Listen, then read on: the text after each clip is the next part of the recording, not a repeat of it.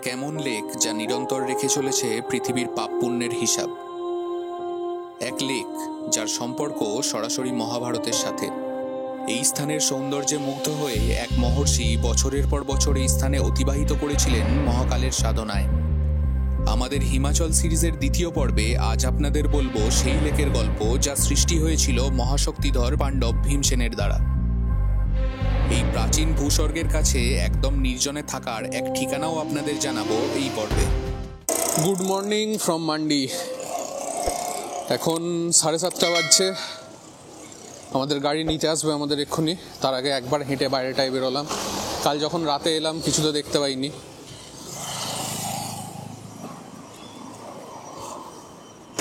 কাল রাত্রে আমরা যেই হোটেলটায় ছিলাম তার একটা নেগেটিভ পয়েন্ট বলি, বাকি তো সব ঠিকঠাকই ছিল। সকালে ট্যাঙ্কে জল শেষ হয়ে গেছিলো। সেই জল ফিল আপ করতে কিন্তু বেশ খানিকটা টাইম লেগেছে। ততক্ষণ কিন্তু আমরা ওয়াশরুম ইউজ করতে পারিনি। আমাদের মোটামুটি 20-25 মিনিট ওয়েট করতে হয়েছে সেটার জন্য। এই একটা নেগেটিভ পয়েন্ট আমার লাগলো। বাকি তো ঠিকঠাকই। এই একটা রাত স্টে করার জন্য হোটেল নিয়েছিলাম। আমাদের হোটেল থেকে 1 মিনিটের হাঁটার মধ্যে মান্ডি ব্রিজ, আর এখান দিয়ে বয়ে চলেছে বিয়াস নদী।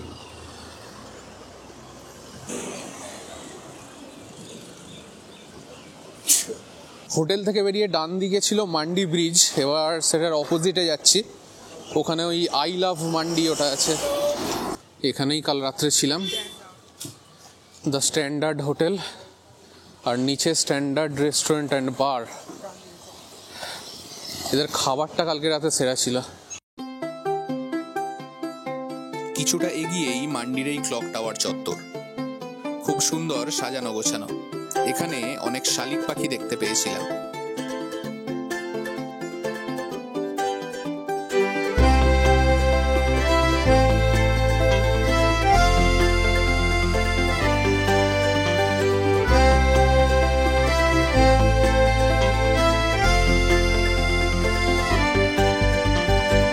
Hello good morning. Good morning. Luggage ला रहा हूँ। अच्छा ला रहे हो। हाँ। पीछे लेके आओ गाड़ी। हाँ पीछे लाइए ना थोड़ा। গাড়িতে উঠে আমাদের ড্রাইভার পাওয়ান ভাইয়ের কাছ থেকে জানতে পারলাম গতকালই স্নোফল হয়েছিল পারাশার লেকে, এবং যেহেতু ওয়েদার আজকেও খুবই খারাপ তাই রাস্তা খোলা থাকবে কিনা সে ব্যাপারে একটু সন্দেহ আছে। তবে কিছু দূর যেতেই সমস্ত মেঘ কেটে গিয়ে আকাশ পরিষ্কার হয়ে গেল।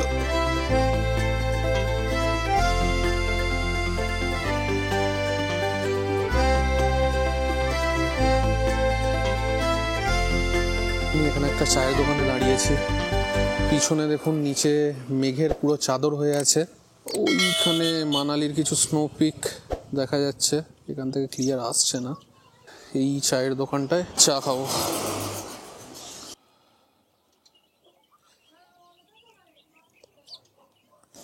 সেরুজে ভালো তো।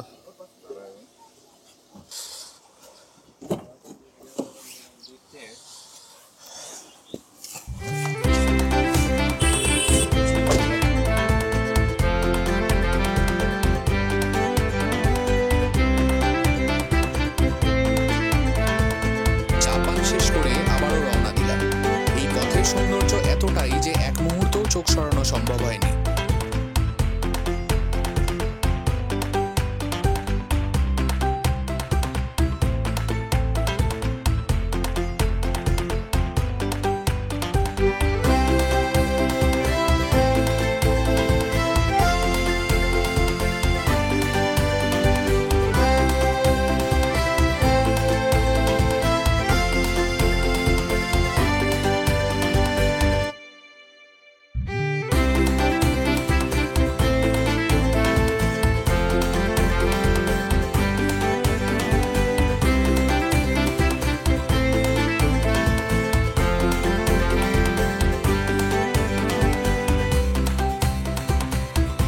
পরাশর লেকের রাস্তা খোলা আছে, আমরা যাবো, এটা একটা ভালো নিউজ।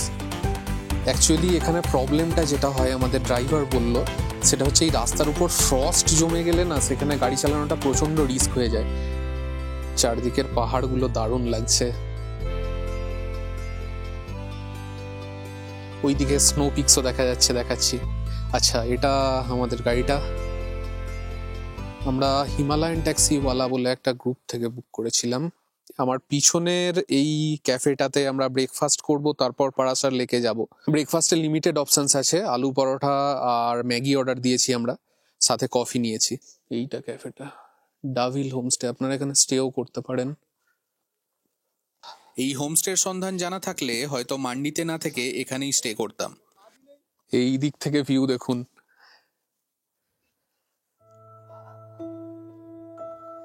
ফাটাফাটি লাগছে। পিছনে ওখানে স্নো পিক মাউন্টেন্স গুলো দেখা যাচ্ছে। একটু অফবিটে থাকতে চাইলে এই হোমস্টেটায় থাকতে পারেন। এখান থেকে ভিউ কিন্তু দারুণ দারুণ এনজয় করবেন।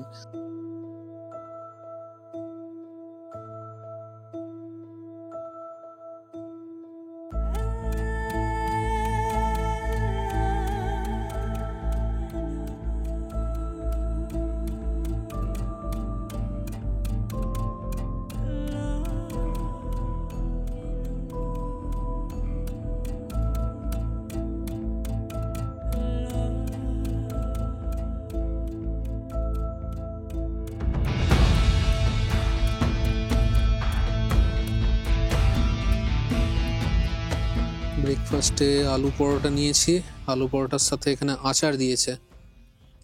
আর এখানে 2টো ভেজ ম্যাগি নিয়েছি আমরা, আর 3 কাপ কফি।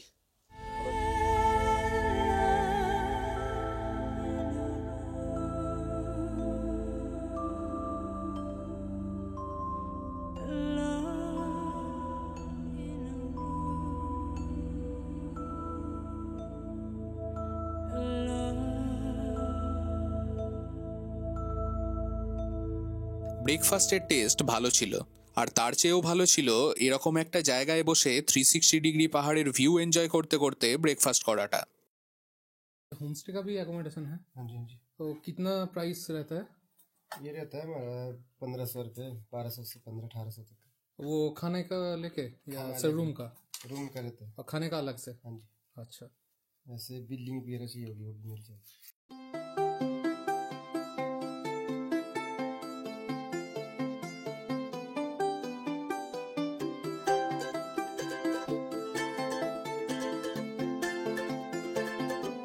এখান থেকে কিছুটা এগিয়েই পারাসার লেকের 6 কিলোমিটার আগে হলো এক বিপত্তি।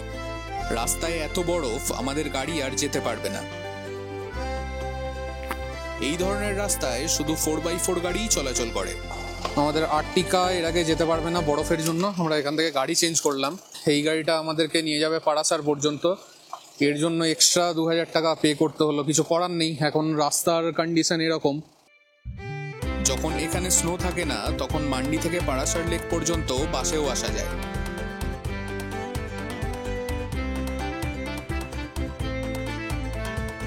বরফের জন্য রাস্তায় একটু হয়রানি হলেও চারপাশের দৃশ্য দেখে মুগ্ধ হলাম।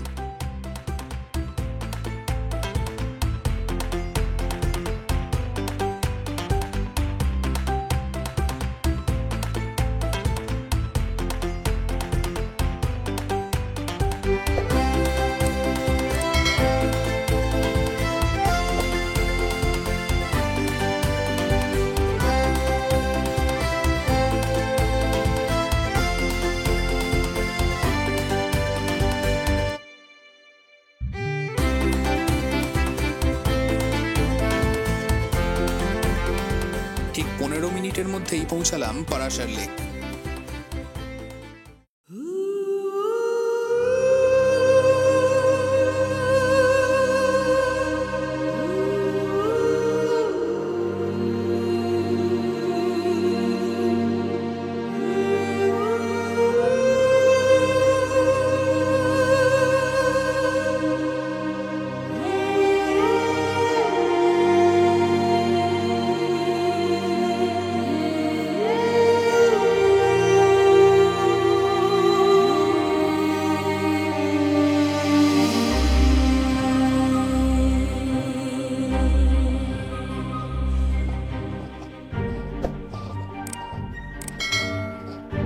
পরাশর লেকের নামকরণ হয়েছে ঋষি পরাশরের নাম থেকে। বিশ্বাস করা হয় যে ঋষি পরাশর এই স্থানে বহুদিন তপস্যা করেছিলেন। পুরাণ অনুসারে কুরুক্ষেত্র বা মহাভারতের যুদ্ধের পর পাণ্ডবরা যখন কামরূনাগের সাথে ফিরছিলেন, তখন এই স্থানের শান্ত ও সুন্দর পরিবেশ দেখে কামরূনাগ মুগ্ধ হয়ে এখানেই চিরকাল বসবাসের সিদ্ধান্ত নেন। তাই পবনপুত্র ভীম তাঁর হাতের কুনি দিয়ে পাহাড়ের উপর আঘাত করেন এবং মাটিতে একটি বড় গর্তের সৃষ্টি হয়। এই গর্তটি পরাশর লেকে পরিণত হয়। এই লেকের মাঝে একটি ভাসমান ভূখণ্ড আছে যা সমগ্র লেক জুড়ে ভেসে বেড়ায়। কিংবদন্তি অনুযায়ী এই দ্বীপটির গতিবিধি নির্ভর করে পৃথিবীর পাপ ও পুণ্যের উপর। এটাও বিশ্বাস করা হয় যে কলিযুগে পাপ যখন চরম সীমায় পৌঁছাবে, তখন এই দ্বীপটি পুরোপুরি জলের তলায় চলে যাবে এবং পৃথিবীর বিনাশ হবে। সমুদ্রপৃষ্ঠ থেকে প্রায় ৯,০০০ ফুট উচ্চতায় অবস্থিত এই লেকের গভীরতা আজও পরিমাপ করা সম্ভব হয়নি।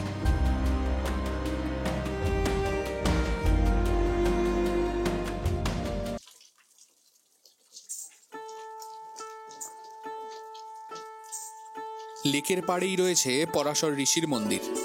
পরাশর ঋষি ছিলেন মহর্ষি বশিষ্ঠের নাতি এবং মহাভারতের রচয়িতা বেদব্যাসের পিতা। বিষ্ণু পুরাণ, পরাশর হোড়া সহ বহু শাস্ত্রের রচয়িতা ছিলেন তিনি। ১৪ শতকে মান্ডির রাজা বানসেন এই প্যাগোডা শৈলীর মন্দির স্থাপনা করেন।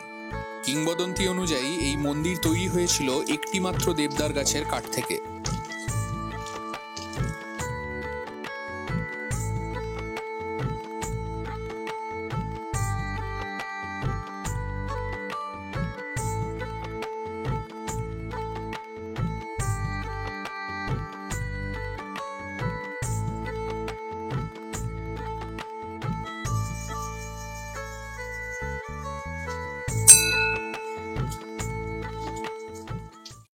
আধ্যাত্মিক গুরুত্বের পাশাপাশি এই স্থানের প্রাকৃতিক সৌন্দর্য আজও অনবদ্য। ৮ ঘন্টা ঘুরে চলে যাওয়ার কথা থাকলেও সেই দিন আমরা ৩-৪ ঘন্টা ধরে উপভোগ করেছিলাম এখানের সুন্দর প্রকৃতি ও প্রকৃতির সাথে মিশে থাকা আধ্যাত্মিকতাকে। আপনারা যদি এই পরাশর লেক ভিজিট করেন, তাহলে সাথে খাবার জল অবশ্যই রাখবেন। এখানে জল নাও পেতে পারেন। আর মনে রাখবেন, এরকম একটা স্থানের পরিষ্কার পরিচ্ছন্নতা বজায় রাখাও আমাদের কর্তব্যের মধ্যে পড়ে। চারদিকে বরফে রোদ পড়ে এত রিফ্লেক্ট করছে, তাকানো যাচ্ছে না। আমি সানগ্লাস নিয়ে আসিনি, কিন্তু এই টাইমে এখানে এলে সানগ্লাস নিয়ে আসবেন, মানে একদম তাকাতে পারছি না, এত চারদিকে বরফ রিফ্লেক্ট হচ্ছে। আর জেনারেলি যারা এই মানালি, সিমলা, কাসল প্ল্যান করেন, পরাশর লেককে তারা প্ল্যানের মধ্যে রাখেন না। কিন্তু আমি বলবো এই জায়গাটা কিন্তু মিস করবেন না। আপনাদের প্ল্যানে এই পরাশর লেককে অবশ্যই ইনক্লুড রাখুন। ফার্স্ট ডে মান্ডিতে আসুন, মান্ডি থেকে এইখানটা ভিজিট করুন, তারপর বেরিয়ে যান, বেস্ট হবে। আর এই ফেব্রুয়ারি মাসে যদি আসতে পারেন, তাহলে আমি এখন যেরকম দৃশ্য দেখতে পাচ্ছি, ওয়েদার যদি ঠিকঠাক থাকে, এক্সপেক্ট করি এরকমই দৃশ্য আপনারাও দেখতে পাবেন।